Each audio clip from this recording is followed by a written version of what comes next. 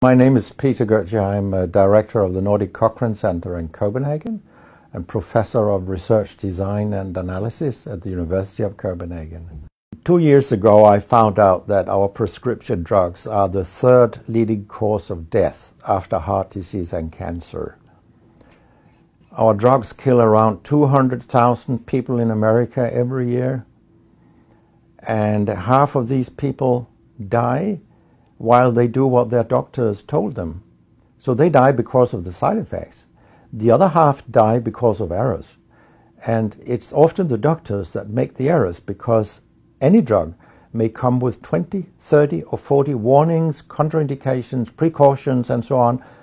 No doctor in the world knows about all this.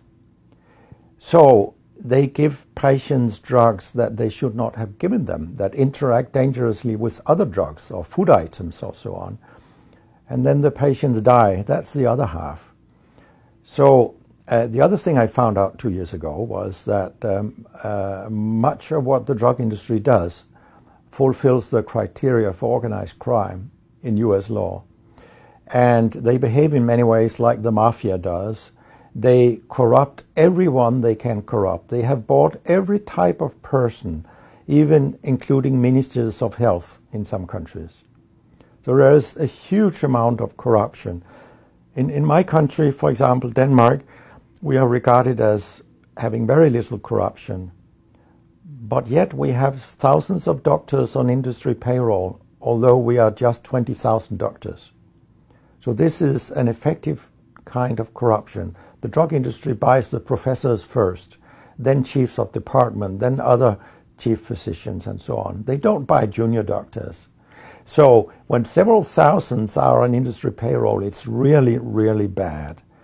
And that's why I wrote my book, Deadly Medicines and Organized Crime, How Big Pharma Has Corrupted Healthcare. I hope to convince patients not to take so many drugs, because so many die from the drugs they take. In my country, people take so many drugs that every single citizen can be in treatment with 1.5 drugs from they are born till they die. This is incredible. And drugs are not that helpful. And they kill very many of us. We know that. That's why drugs are the third major killer after heart disease and cancer. So what we need in the coming years is to take far fewer drugs than what we do currently. If we did that and we were careful, then we could live longer and live better lives. Because drugs have many side effects, and patients often don't realize that when they become worse, that it could be a side effect of the drug, which they continue taking because that's what their doctors tell them. So when I was a specialist in internal medicine, what I very often did was that I stopped a lot of drugs, particularly in elderly people, and it's quite revealing to see a bedridden elderly person come into your ward, and when you stop the drugs, I mean, that person becomes many years younger. And many of these drugs affect the brain, and old people tolerate that very, very badly. They fall, and when they break a hip, 1/4 of them die. And for example, antidepressant drugs are used in more than 10% of our elderly. And they seem to kill 3% of them every year.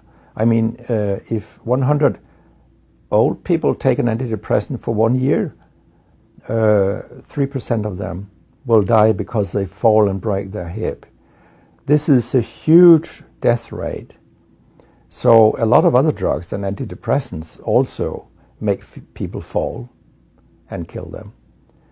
And they may affect your cognition, your memory and all these things.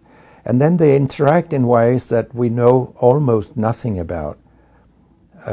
Very many elderly, they take more than 5 drugs a day, and we actually don't know how these drugs interact with each other. What we do know is that all drugs have many effects in the body, and some of them interact also in their metabolism. so that you can get a too high concentration of a drug if you take other drugs simultaneously. So we make a lot of harms that we don't even recognize. I have a pretty colorful collection of things people have called me during all these years. And sometimes journalists have asked me, why do you always look up controversy? And my reply is, I don't. Controversy looks me up, because it's not popular to tell the truth in healthcare. You will get a lot of enemies, because a lot of people make money on false premises, doctors and industry alike. And our drug regulators and our politicians, they are on board on this wagon. So very few people are independent of money in healthcare. And of